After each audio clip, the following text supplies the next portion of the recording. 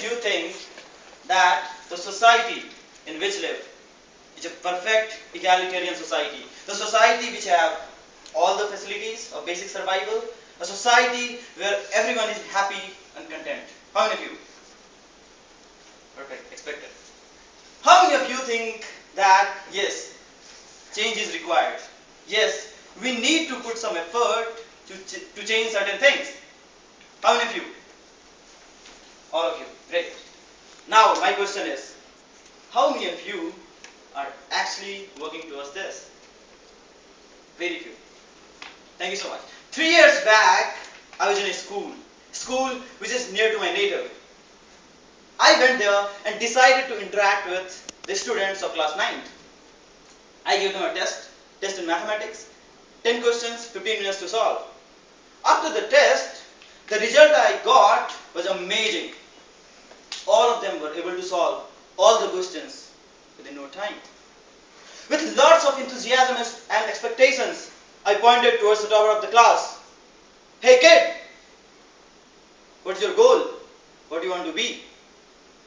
The boy stood up. With timid voice and civilous attitude, he replied, Sir, मैं class 10वीं पास करना चाहता हूँ और फिर अपने घर के लिए पैसे कमाना चाहता हूँ. Sir, I want to pass class 10th and want to earn money for my family. My contentment changed into contemplation within no time. I was blank for a minute.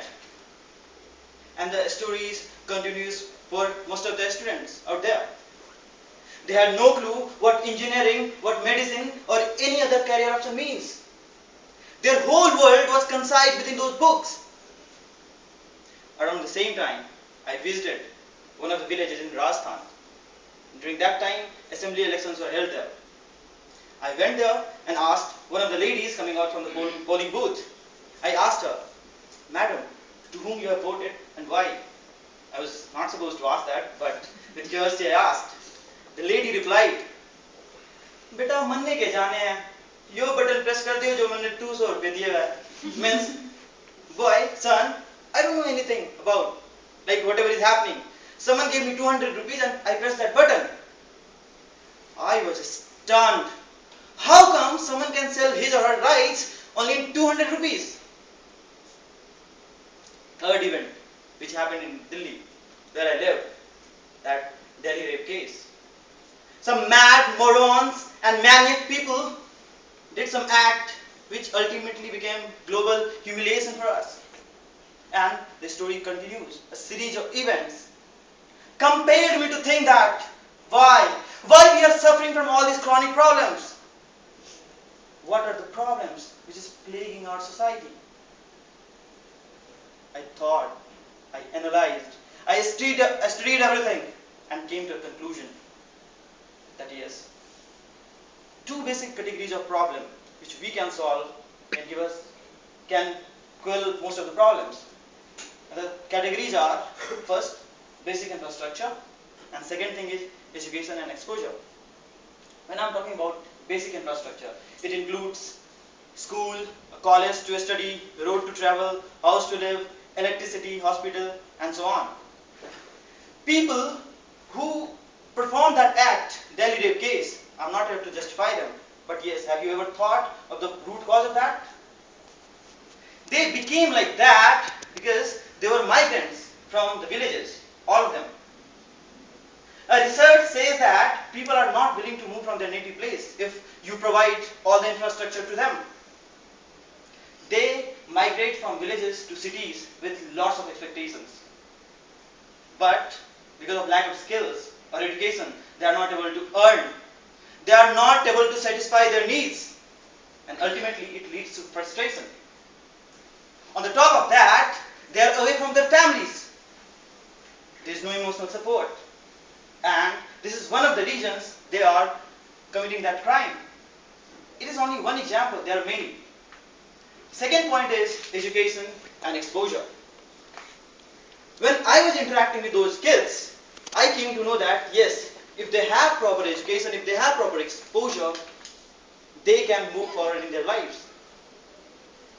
A research says that, and even you can see, that rate of education is directly proportional to rate of growth.